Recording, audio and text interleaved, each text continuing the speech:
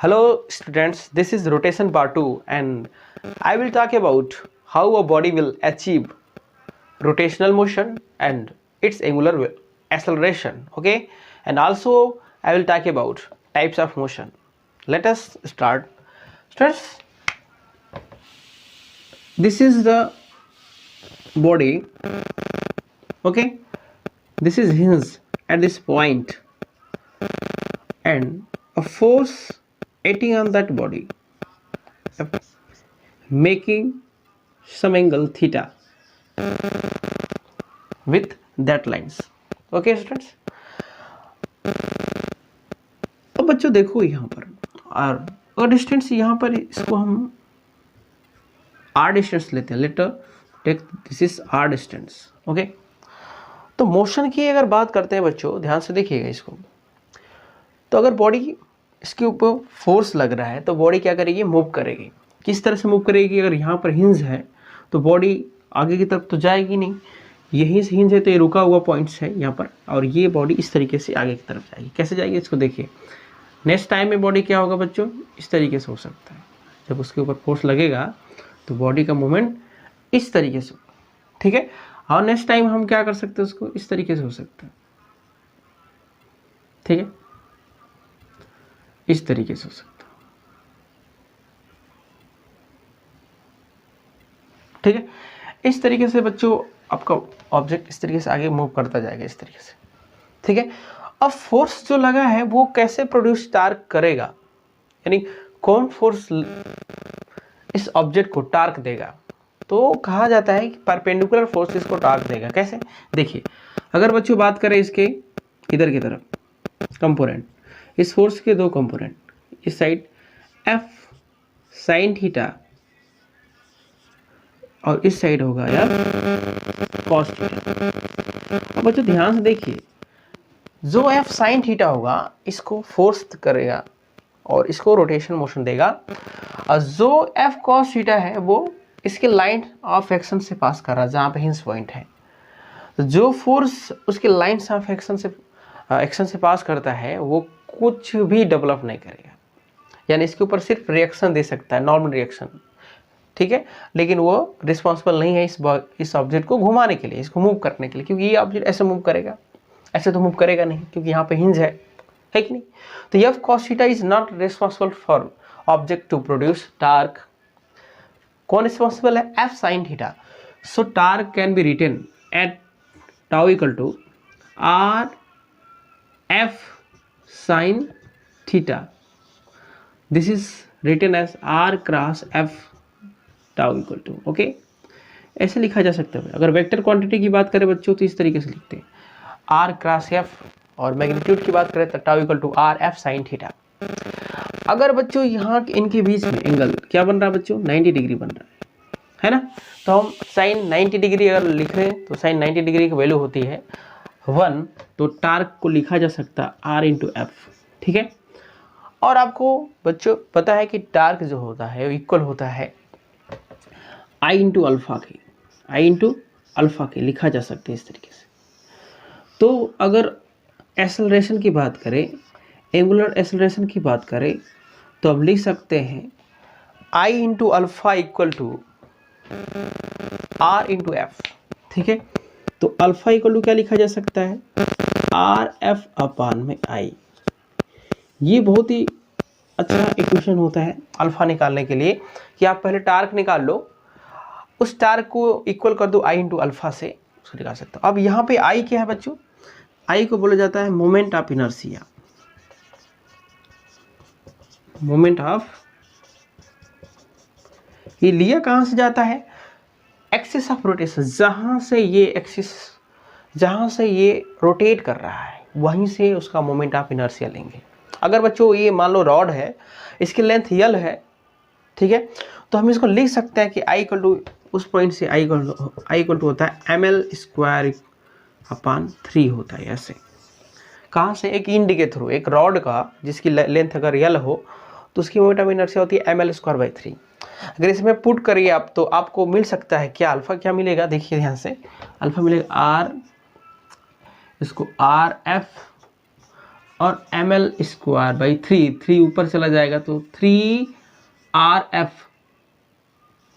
अपन ml²। इस तरीके से ये आपका अल्फा निकल जाता है।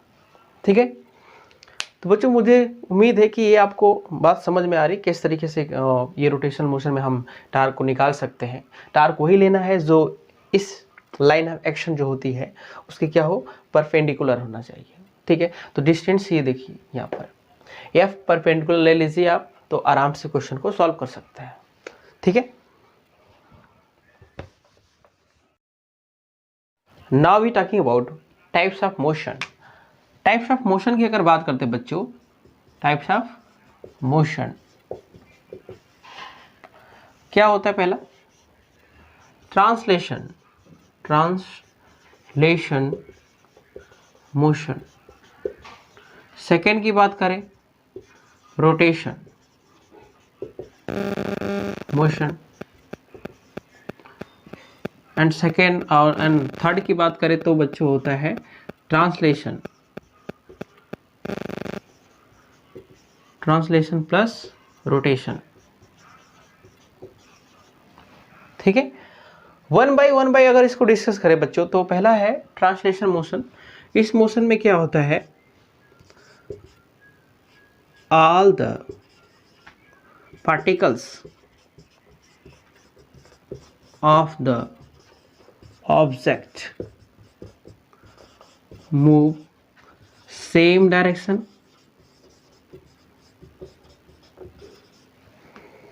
have same displacement,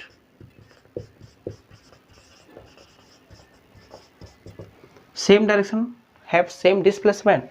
And second point we can write all the particles of the object move parallel to each other.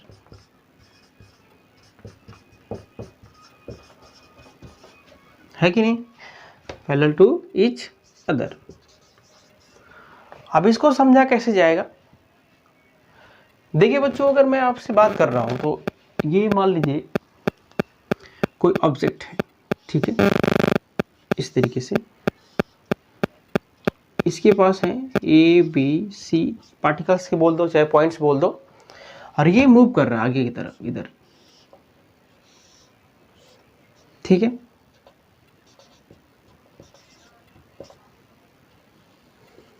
तो आप लोग देखिए इसको, इसकी मोशन।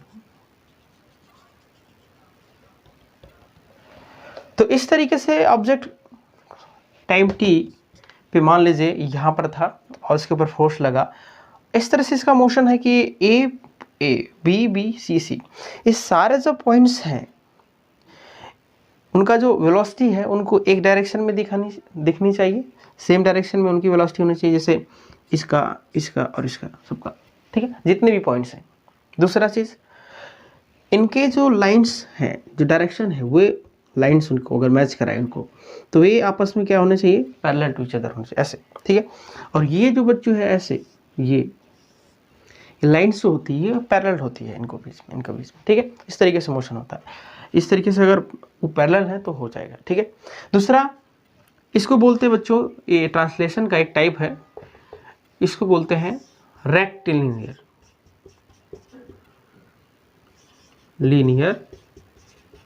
मोशन। ठीक है, इसे रेक्टिलिनियर बोलते हैं, रेक्टिलिनियर बोलते हैं।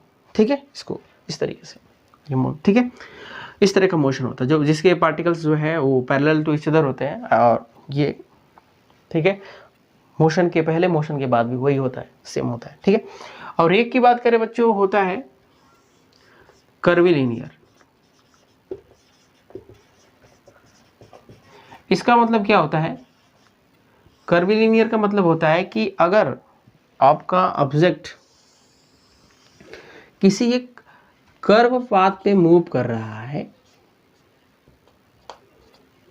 ठीक है, किस पे मूव कर रहा है, कर्व पाथ पे मूव कर रहा है, तो उसके जो पॉइंट होंगे ए बी सी, ठीक है, उसके पॉइंट पे उस कर्व पाथ की तरह ही मूव करेंगे, इस तरीके से। कैसे, मुझे देखो ये इस तरीके से,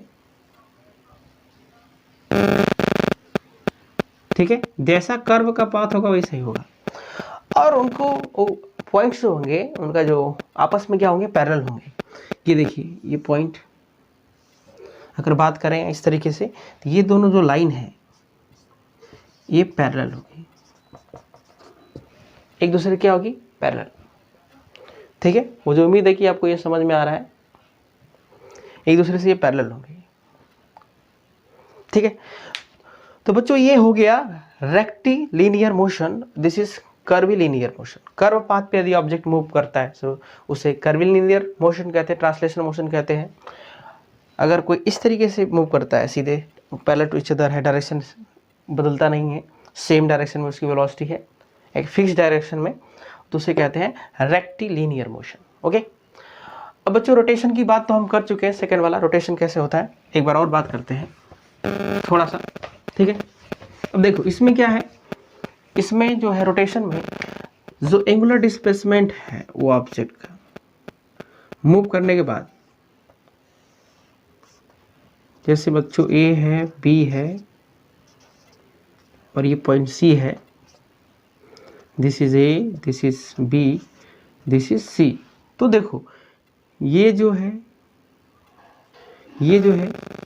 अगर ये थीटा एंगल का इनका एंगुलर डिस्प्लेसमेंट है,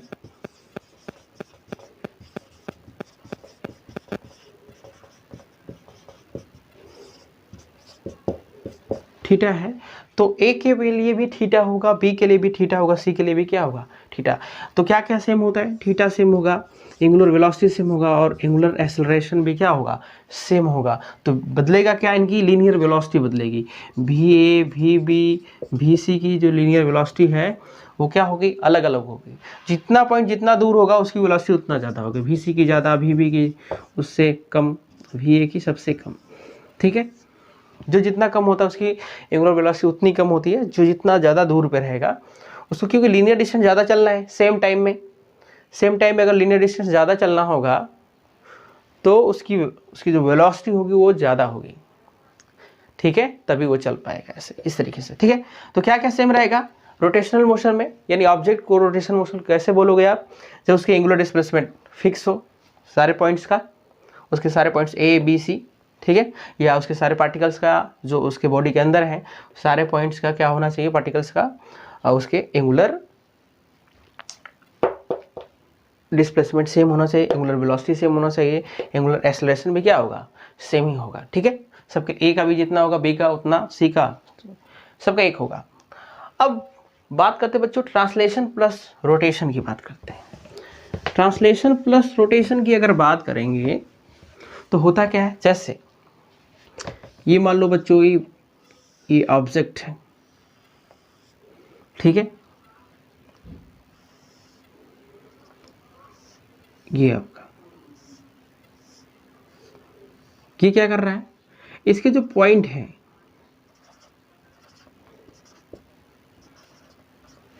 वो एक सर्कल में भी मूव कर रहे हैं और आगे की तरफ भी मूव कर, ये आगे की तरफ जा रहा है, सिर्फ आगे जाएगा पॉइंट सारा ऐसे, तो उसे कहेंगे क्या है, सिर्फ ट्रांसलेशन है। अब इसी एक्सिस पे इसके थ्रू, इसके पॉइंट के थ्रू सिर्फ रोटेट होने लगे, उसे कहेंगे रोटेशन है। अब ये रोटेट होके आगे की तरफ मूव करना शुरू करे, सपोज दैट ये पॉइंट आके मूव किया, अब कुछ समय बाद आपने देखा होगा कि ये जो होगा, ये मान लो पॉइंट चल रहा है, ये सी पॉइंट है, तो सी मान लो इधर आ गया, बी इधर आ गया, वापस ये आ गया, तो इस तरीके से यानी रोटेशन भी हो रहा है इसका। ठीक है, ये बॉडी मूव भी कर रही है आगे की तरफ और रोटेट भी कर रही है, तो दोनों साथ में जब होता है तो वहाँ पे कहते हैं ट्रांसलेशन प्लस रोटेशन, यानी ऑल पॉइंट्स जो भी ऑब्जेक्ट के अंदर हैं वे रोटेट भी करते हैं और आगे की तरफ मूव भी करते हैं। जैसे आप बाईसाइकिल को चलाते हो, साइकिल को मूव कराते हो, तो उस तरीके का मोशन ही क्या होता है, ट्रांसलेशन मोशन होता है। ठीक है, और एक बात याद रखिएगा, जितने हमने आपको रोटेशन मोशन में ऑब्जेक्ट की बात कर रहे हैं या बॉडी की बात कर रहे हैं, सारे का जो बॉडी होगी वो रिजिड होगी, यानी उसके ऊपर जब फोर्स लगाएंगे तो उनके बीच में मोशन करने के बाद, जैसे ये बॉडी ए, बॉडी के पॉइंट ए बी सी, तो मूव करने के बाद चाहे रोटेशन मोशन हो चाहे कोई भी मोशन हो, जो इनके बीच का डिस्टेंस होगा रोटेट करने के बाद A dash B dash C dash, तो ए बी जितना बराबर होगा ए डैश बी डैश उतना ही बराबर, बी सी जितना इक्वल होगा बी डैश सी डैश भी इक्वल होगा। यानी मोशन करने के बाद, मोशन करने से पहले उनके बीच में कुछ भी डिस्टरबेंस नहीं होना चाहिए, तभी बॉडी इस तरीके से मतलब प्योर रोटेशन बोल सकते हैं, प्योर ट्रांसलेशन बोल सकते हैं। अगर ऐसा होगा फोर्स लगाने के बाद उसके बॉडी के पार्टिकल्स में चेंजिंग आने लगेंगे तो वो इस तरह का मोशन प्योरली नहीं देखा पाएगा। ठीक है, तो बच्चों उम्मीद है कि